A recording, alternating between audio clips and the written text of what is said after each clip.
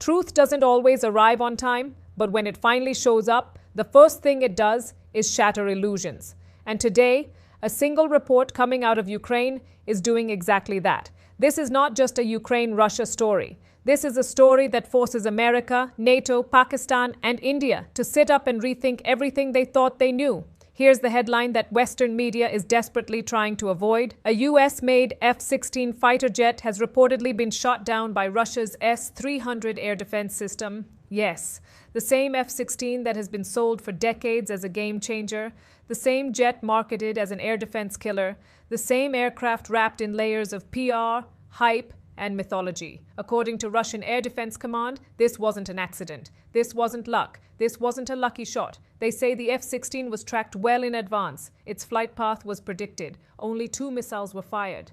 The first missile crippled the jet. The second missile delivered total destruction.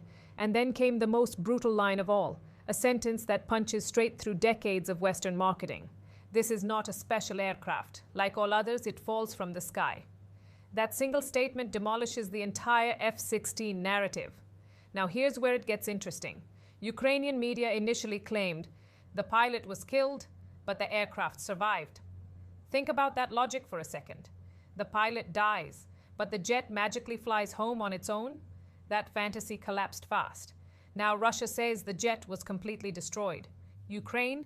No confirmation, no denial. The United States? Silent. NATO? Completely quiet.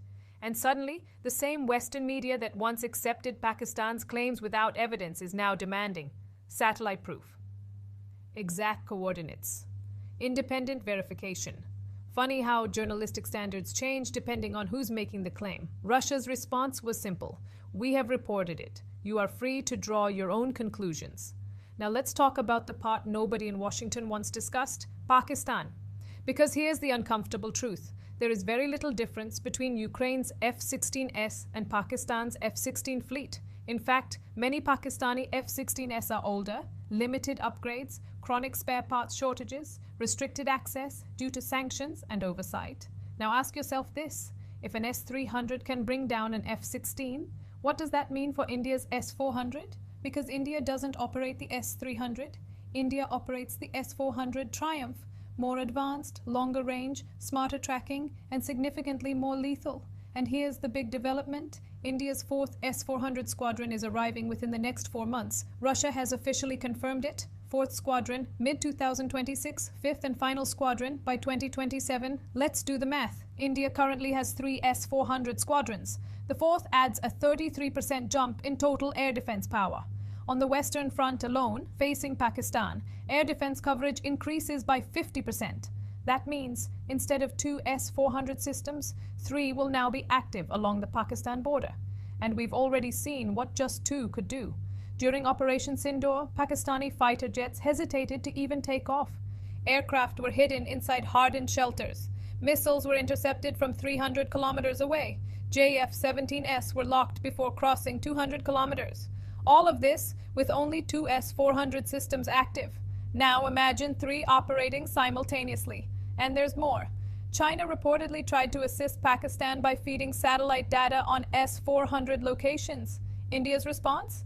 Advanced radar-absorbing coatings, X-band, Ku-band, Ka-band, signal absorption, minimal satellite reflection. In simple terms, enemy satellites can't see them, but the S-400 sees everything. So make no mistake, today's story is not just about an F-16 being shot down.